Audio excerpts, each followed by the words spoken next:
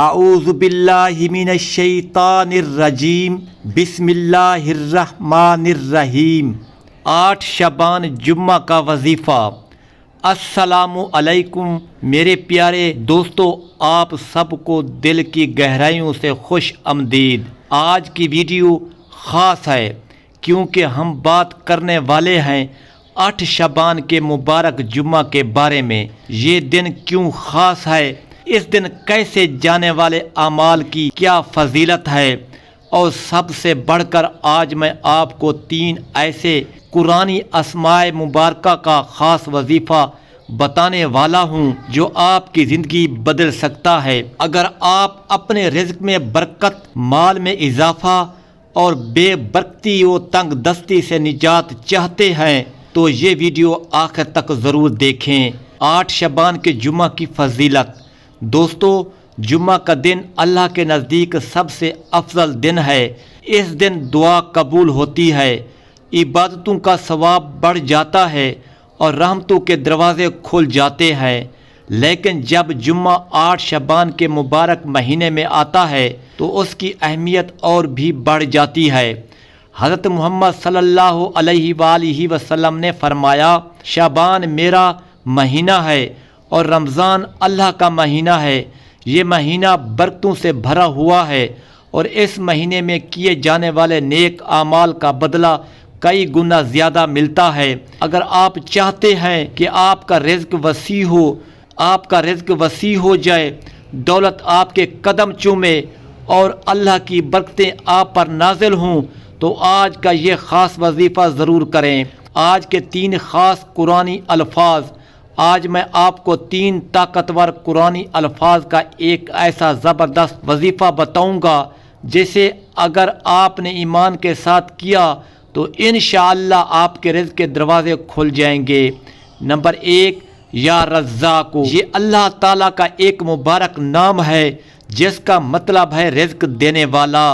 اللہ تعالیٰ سب کو رزق دیتا ہے، چاہے وہ انسان ہو، جانور ہو، پرندہ ہو یا درختوں کے اندر موجود کیڑے ہوں۔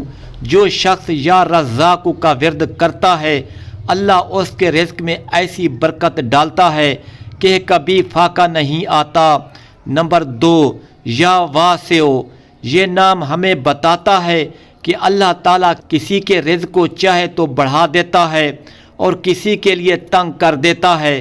جو لوگ یہ چاہتے ہیں کہ ان کی دولت، کاروبار اور روزی وسیع ہو جائے، انہیں یا واسع کا ورد کرنا چاہیے۔ نمبر 3، یا کریم۔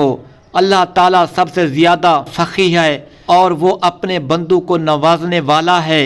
اگر کوئی شخص یا کریم کا ورد کرے تو اللہ اس کے لیے خیر و برکت کے دروازے کھول دیتا ہے، اس کے قرضے اتر جاتے ہیں اور اللہ کی رحمت اس پر برستی ہے۔ وظیفہ کرنے کا طریقہ۔ اب آپ کو بتاتا ہوں کہ یہ وظیفہ کیسے کرنا ہے۔ نمبر 1، وقت فجر۔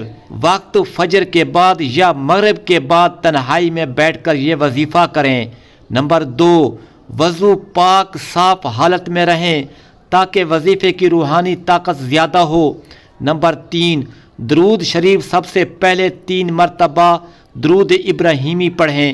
نمبر 4، وظیفہ یا رزاق 100 مرتبہ پڑھیں، یا واسع 50 مرتبہ پڑھیں، یا کریم 50 مرتبہ پڑھیں۔ نمبر 5، دعا۔